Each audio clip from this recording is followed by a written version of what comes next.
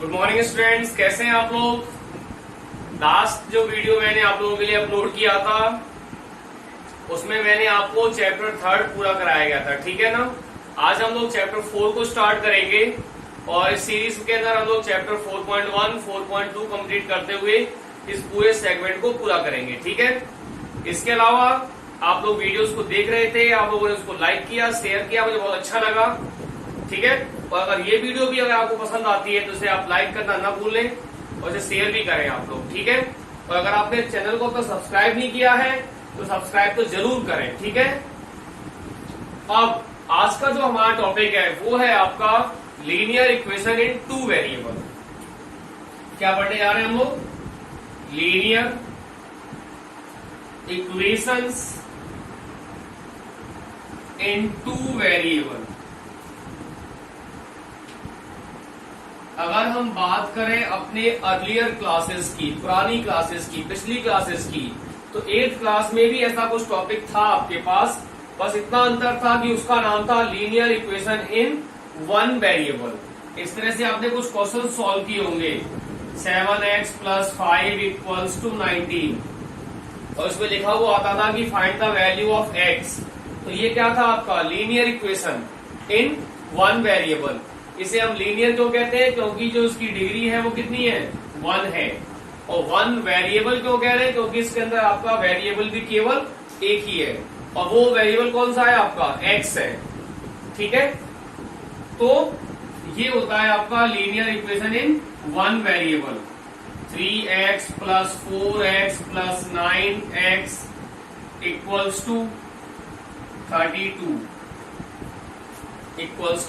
32 ये हो जाएगा आपका सिंप्लीफाई होके 16x = 32, x = 32/16 दैट इज 2। ये कहलाता था आपका लीनियर इक्वेशन इन 1 वेरिएबल। अब सब कुछ वही है, केवल एक नई चीज आ जाएगी, वो है आपका 2 वेरिएबल। क्या पढ़ने जा रहे हैं हम लोग? लीनियर इक्वेशंस इन 2 वेरिएबल, ठीक है। और इसका जो आपका जर्नल फॉर्मेट होता है ये होता है आपका ax + by + c = 0। इसे आप बिल्कुल ध्यान रखेंगे। लीनियर इक्वेशन इन 2 वेरिएबल का ये फॉर्मेट होता है, ठीक है। क्या होता है ये? ax + by + c = 0, ठीक है। Where x and y are variables and a, b and c are constant terms। a, b and c are constant term। इसके अंदर क्या है आपका? x और y जो है वो तो वेरिएबल्स हो जाएंगे, जो 2 वेरिएबल की बात हो रही है। और a, b और c क्या हो जाएगा? ये a, b और c हो जाएगा आपका कांस्टेंट टर्म, यानी नंबर्स होते हैं ये लोग, ठीक है ना। ये टॉपिक अपने आप के लिए बहुत इंपॉर्टेंट है, 4th क्लास के लिए भी, 9th क्लास के लिए भी और स्पेशली आपके 10th क्लास के लिए, ठीक है। बोर्ड एग्जाम में यहाँ से क्वेश्चंस जरूर निकलते हैं और आगे भी इसकी बहुत आपको रिक्वायरमेंट होती है। तो इसे आप लोग बहुत अच्छी तरीके से देखें, समझें और सुने बातों को, ठीक है। अब इसे नोट कर लें आप लोग, वीडियो को पॉज करके इसे आप नोट कर लें अपने पास, ये आपके पास हमेशा होना चाहिए, ठीक है।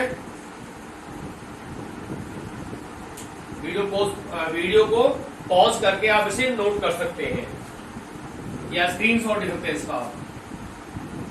इसके बाद अगर हम देखें तो अब आपकी जो बुक है, ठीक है, इसमें पहला एग्जाम्पल दिया हुआ है कि write each of the following equations in the form of ax + by + c। ये वही है आपका general format of linear equation in 2 variable. And indicate the value of A, B and C और इन ईच केस। ठीक, इनको पहले तो आपको ax plus B Y plus C के फॉर्म में लिखना है और फिर a, b और c की वैल्यू को आइडेंटिफाई करना है। जैसे अगर हम इसका पहला ले लें क्वेश्चन, यहां लिखा हुआ है आपका 2x plus 3y equals to 4.37। ठीक है, तो आपका फॉर्मेट क्या था, ax plus B Y plus c equal to 0, यही था ना। फॉर्मेट था आपके पास ax plus B Y plus c equal to 0। इसके हिसाब से अगर इसको हम लिखें तो ये हो जाएगा आपका 2x प्लस 3y और इस 4.37 को भी हम इधर ही लेके आ जाएंगे। ये अभी प्लस का है तो इधर आगे किसका हो जाएगा, माइनस का। 4.37 equals to 0। Now a equals to 2, b equals to 3 and c equals to minus 4.37, minus 4.37। ठीक है, इसी में अगर आप इसका सेकंड देखना चाहते हैं तो ये आपका x minus y equals to √3, x minus y equals to √3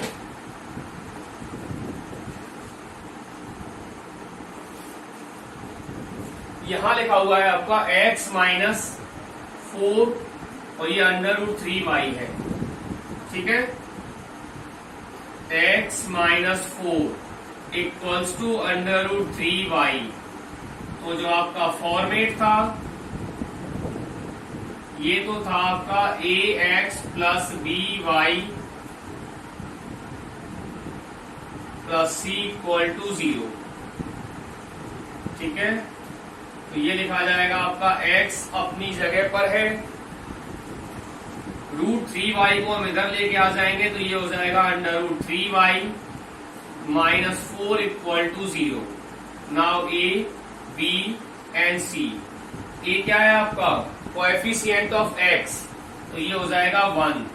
b कितना है आपका, कोएफिशिएंट ऑफ y, तो ये हो जाएगा माइनस का √3 और c हो जाएगा आपका माइनस का 4। देन अब आपका थर्ड को अगर हम लेते हैं, यहां लिखा हुआ है 4 equal to 5x minus 3y। अगर इनको फॉर्मेट के हिसाब से देखें तो आपका फॉर्मेट क्या था,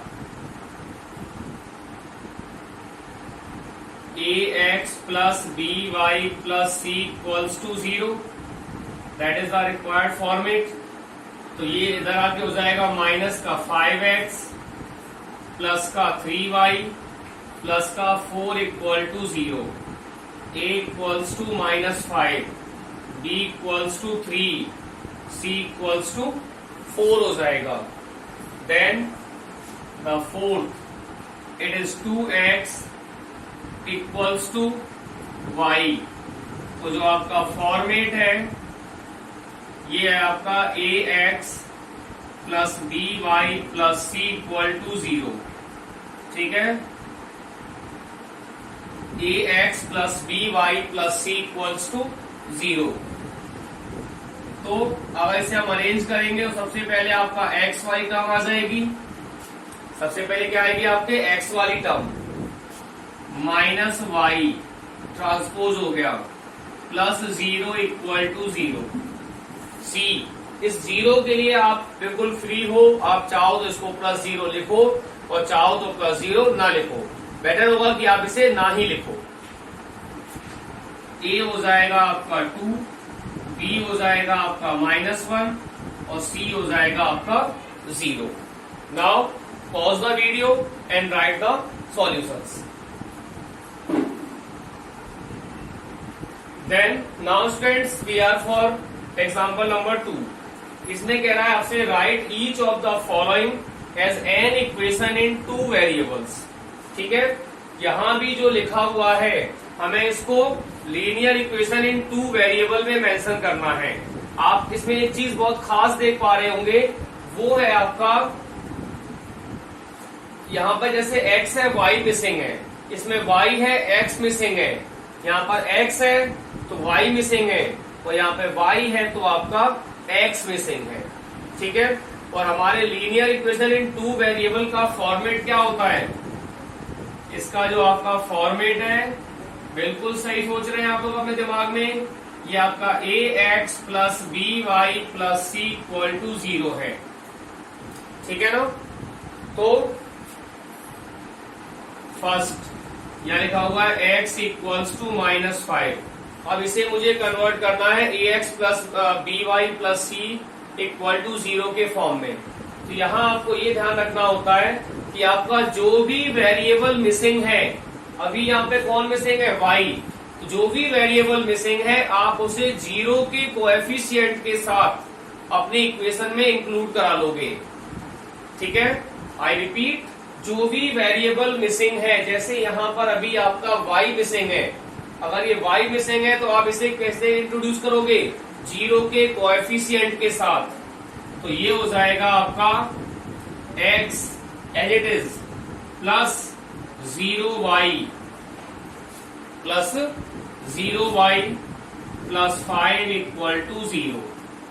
now it is in the form of ax plus by plus c equal to 0. We are going for the second. It is y equals to 2. Here we have missed x variable, then the x will introduce by the coefficient of, with the coefficient of 0, and it will be a 0x plus y minus 2 equal to 0. Then for the second, it is 2x equals to 3. अब यहाँ कौन गायब है, y, तो ये हो जाएगा आपका 2x plus 0y minus 3 equal to 0। ये आपका फर्स्ट आंसर हो गया, ये आपका सेकंड हो गया, और ये आपका थर्ड हो गया।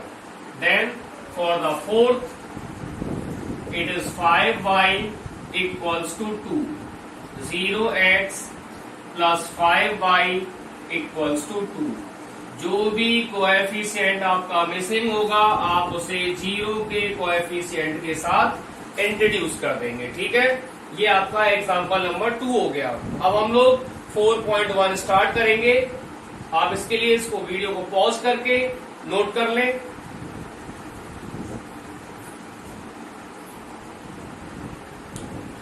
Then now for the question number 1 of exercise 4.1, ये क्या कह रहा है आपसे, the cost of a notebook is twice the cost of a pen. एक नोटबुक की जो कॉस्ट है एक पेन के कॉस्ट से डबल है। The cost of a notebook is twice as the cost of a pen. Write a linear equation in two variable. आप इसके लिए एक linear equation in two variable बनाओ to represent this situation statement, इस statement को represent करने के लिए। इसने साथ में आपको कुछ हिंट भी दे रखी है, वैसे आपको हिंट की रिक्वायरमेंट नहीं होनी चाहिए इसमें। क्या कह रहा है, ये take the cost of notebook to be ₹X and that of pen to be ₹Y। तो 8th में भी 7th में भी आपके पास इस तरह की कंडीशंस थी जहां पे क्या करते थे हम लोग इसमें कोई भी वर्ड प्रॉब्लम होती थी उसे हम लोग इक्वेशन के फॉर्म में कन्वर्ट किया करते थे। ठीक है ना, तो let the cost of notebook be ₹X। हमने नोटबुक की कॉस्ट को क्या ले लिया, ₹X ले लिया। The cost of pen be ₹Y, और हमने पेन की कॉस्ट को क्या ले लिया, Y ले लिया। अब बात करें हम अकॉर्डिंग टू क्वेश्चन की, तो अकॉर्डिंग टू क्वेश्चन ने क्या कहा है कि एक नोटबुक जो है वो 2 पेन के बराबर है। एक नोटबुक 2 पेन के बराबर है, 2 twice the cost of pen. ठीक, अब नोटबुक क्या है आपकी x है और पेन क्या है आपका y है, तो एक x जो है वो 2y के बराबर है। ठीक, अब इसे थोड़ा सा अरेंज कर देंगे तो यही हो जाएगा आपका x minus 2y equals to 0। इसमें आपका c कितना है, 0 है। That is the algebraical representation. एक notebook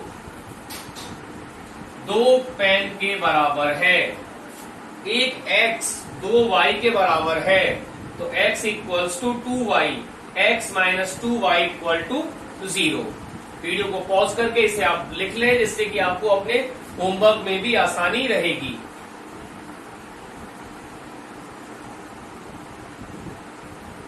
then we are for exercise question number 2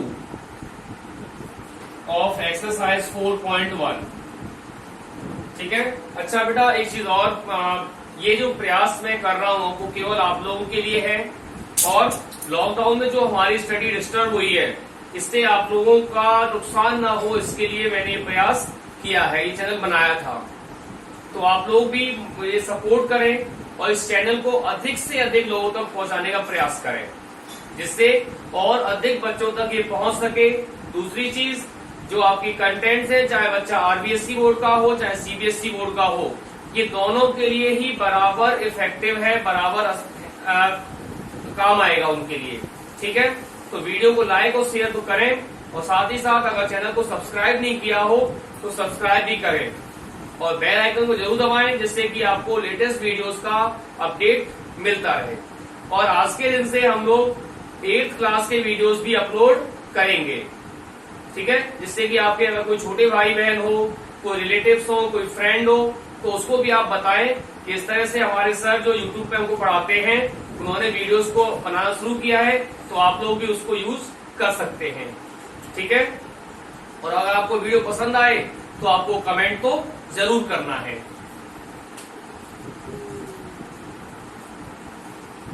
then the question is, इसमें आपका पहला क्वेश्चन दिया हुआ है 2x plus 3y equals to 9.35 बार। ठीक है, करना क्या है हमको, इसे ax plus by plus c के फॉर्म में लिखना है। तो बताइए क्या बनेगा, ये हो जाएगा 2x प्लस 3y माइनस 9.35 बार equal to 0। Then the value of a is 2, value of B is 3 and value of C is minus 9.35 bar.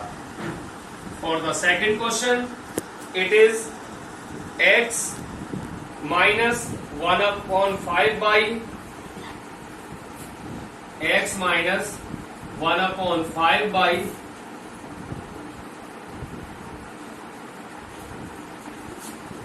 minus 10 equal to 0. ठीक है, तो ये हो जाएगा आपका, it is y upon 5, x minus 1 upon 5 by minus 10 equal to 0। तो a की value हो जाएगी 1, b की वैल्यू हो जाएगी 1 अपॉन 5 और c की वैल्यू हो जाएगी 1 अपॉन 10।